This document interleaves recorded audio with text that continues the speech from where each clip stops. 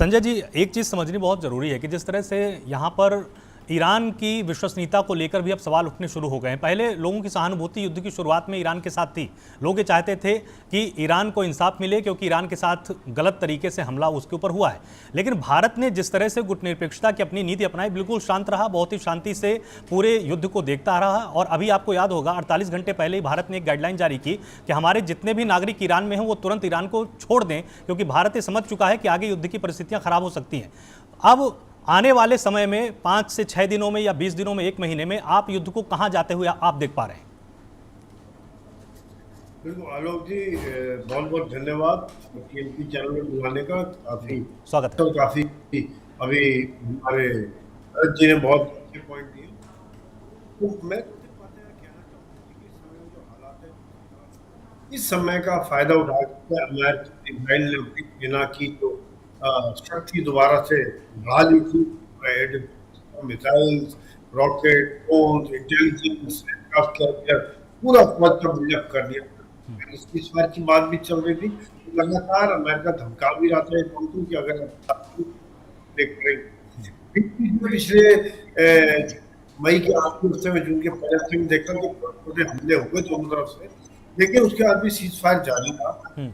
लेकिन इसराइल का उधर से लगातार हमले चल रहे थे, जिसका ईरान को बार ये वार्निंग देता था ये नहीं होना चाहिए, सीज फायर पीस नहीं उठेगी। तो ईरान ने भी यही, मेरे ख्याल से यही कारण है, मेन कारण है हमला किया, क्योंकि हिजबुल्लाह को ये नहीं लगेगा कि आपके चक्कर में तो हम लड़ाई में हमारे ऊपर पूरे हो रहे हैं तो आप खाली हम शांति नहीं करेंगे, ये नहीं करेंगे। लेकिन ऑन ग्राउंड एक्शन क्या हो रहा है, तो वो एक ड्यूल चल रहा ईरान और इसराइल के बीच में। फिलहाल इसराइल भी शांत है, इसराइल ने काफी नुकसान कर दिया ईरान। पर क्या यहाँ पर दोबारा ये लड़ाई इसी तरह जारी रहेगी? क्योंकि कतार की टीम इस समय में ईरान में है। पाकिस्तान का तो मुझे लग नहीं रहा असर है, लेकिन वाले अभी चाह रहे, क्योंकि पूरे देश में चलते हुए शांति हो। इस समय में जहाँ एक तरफ पूरी दुनिया, आप और हम सब परेशान है यहाँ पर कि तेल की कीमतें बढ़ती जाती है, अनसर्टेनिटी है, कल को हम ना हो जाए बिल्कुल सप्लाई।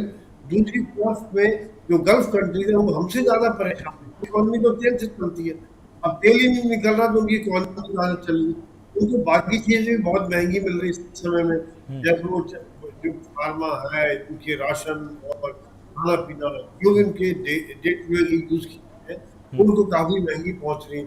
तो वो सबसे ज्यादा सफर करो, आए दिन अटैक भी हो जाते हैं, उनको नुकसान हो जाता है, इन्वेस्टर चले गए, रियल एस्टेट प्राइस डाउन हो गई। तो यहाँ पे लगातार ये बातें, लेकिन एक बात निश्चित है कि दोनों ही पक्ष एक इंच भी नीचे आने को तैयार नहीं है कि एक मान थोड़ी कर ले।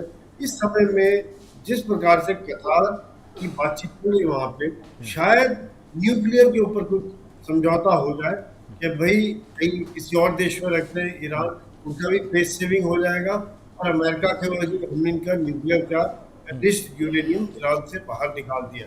तो यहाँ थोड़ी शुरू हो जाते। एक छोटी सी बात और लास्ट में कहूंगा, कहीं ना कहीं अमेरिका के जो बयान थे, जो दावे थे, वो खोखले हुए। इनका एयर डिफेंस खत्म कर दिया, इनके रॉकेट मिसाइल बहुत कम रह गए।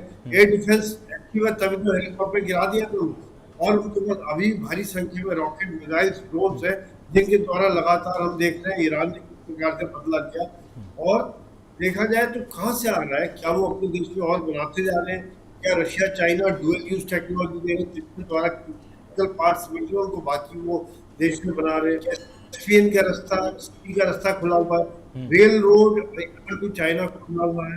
तो कई जगह है जहाँ पे उतना नहीं आ पाए, लेकिन कुछ कुछ उनको सप्लाई मिल रही है, कुछ कुछ तेल भी निकल रहा है। आलोक जी।